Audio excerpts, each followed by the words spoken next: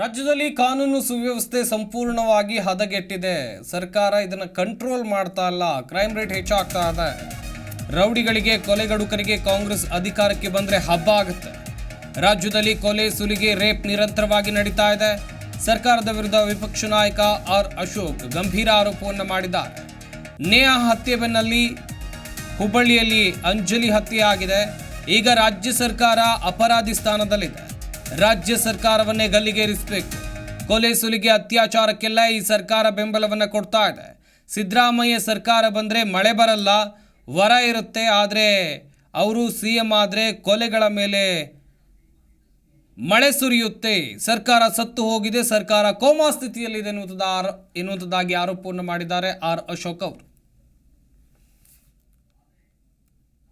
ಒಂದು ಕ್ರೈಮ್ ರಾಜ್ಯ ಆಗೋಗ್ತಿದೆ. ರಾಜ್ಯ ಗೃಹ ಇಲಾಖೆನ ಕೇಳೋರು ಹೇಳೋರು ಯಾರೂ ಇಲ್ಲ. ಯಾಕೆಂದ್ರೆ ಗೃಹ ಇಲಾಖೆ ಪರಮೇಶ್ವರ್ ಕೈಯಲ್ಲಿ ಇಲ್ಲೇ ಇಲ್ಲ. ಯಾರೋ ಹ್ಯಾಂಡಲ್ ಮಾಡ್ತಾ ಇದ್ದಾರೆ. ಗೃಹ ಸಚಿವರ ಅಣತಿ ಅಂತ ಏನೂ ನಡೀತಾ ಇಲ್ಲ. ನನಗೆ ಗೊತ್ತಿರೋ ಪ್ರಕಾರ ಏನೂ ನಡೀತಾ ಇಲ್ಲ. ಕ್ರೈಮ್ ರಾಜ್ಯ ಆಗಿದೆ. ಕೊಲೆ, ಸುಲಿಗೆ, ಅತ್ಯಾಚಾರ ನಿರಂತರ. ಒಂದೇ ತಿಂಗಳಲ್ಲಿ ನೇಹಾ ಕೊಲೆ ಆದ ಒಂದೇ ಒಂದು ತಿಂಗಳು ಇನ್ನೂ ಆರೇ ಇಲ್ಲ. ಅದರ ಇದು ಮಣ್ಣು ಮೂಣಿರೋದು ಇನ್ನೂ ಆರೇ ಇಲ್ಲ, ಮಣ್ಣಾರಿಲ್ಲ. ಅಂಥದ್ರಲ್ಲೇ ಇನ್ನೊಂದು ಕೊಲೆ, ಅಂಜಲಿ ಕೊಲೆ ಆಗಿದೆ. ಅಂದರೆ ರಾಜ್ಯದಲ್ಲಿ ಕಾಂಗ್ರೆಸ್ ಸರ್ಕಾರ ಬಂದರೆ ಈ ಥರ ರೌಡಿಗಳಿಗೆ, ಕೊಲೆ ಕೊಲೆಗಡುಗರಿಗೆ ಹಬ್ಬ.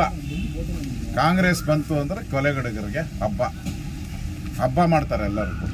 ರಾಜ್ಯದಲ್ಲಿ ಒಂದು ಕ್ರೈಮ್ ರಾಜ್ಯ ಆಗೋಗ್ತಿದೆ. ರಾಜ್ಯ ಗೃಹ ಇಲಾಖೆನ ಕೇಳೋರು ಹೇಳೋರು ಯಾರೂ ಇಲ್ಲ. ಯಾಕೆಂದ್ರೆ ಗೃಹ ಇಲಾಖೆ ಪರಮೇಶ್ವರ್ ಕೈಯಲ್ಲಿ ಇಲ್ಲೇ ಇಲ್ಲ. ಯಾರೋ ಹ್ಯಾಂಡಲ್ ಮಾಡ್ತಾ ಇದ್ದಾರೆ. ಗೃಹ ಸಚಿವರ ಅಣತಿ ಅಂತ ಏನೂ ನಡೀತಾ ಇಲ್ಲ. ನನಗೆ ಗೊತ್ತಿರೋ ಪ್ರಕಾರ ಏನೂ ನಡೀತಾ ಇಲ್ಲ. ಕ್ರೈಮ್ ರಾಜ್ಯ ಆಗಿದೆ. ಕೊಲೆ, ಸುಲಿಗೆ, ಅತ್ಯಾಚಾರ ನಿರಂತರ. ಜಿ ಕನ್ನಡ ನ್ಯೂಸ್ ಈಗ ನಿಮ್ಮ ಮನೆಯಲ್ಲೇ ನೋಡಿ. ಎಲ್ಲ ಕೇಬಲ್ಗಳಲ್ಲಿ ಈಗ ಲಭ್ಯ.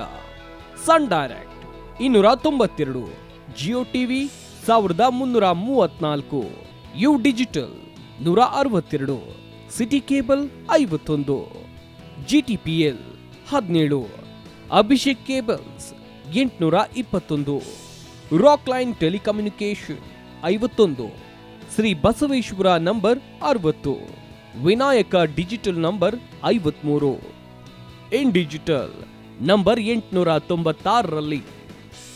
ನಿಮ್ಮಿಸ್ತದ ಜಿ ಕನ್ನಡ ನ್ಯೂಸ್ ನೋಡಿ ಆನಂದಿಸಿ.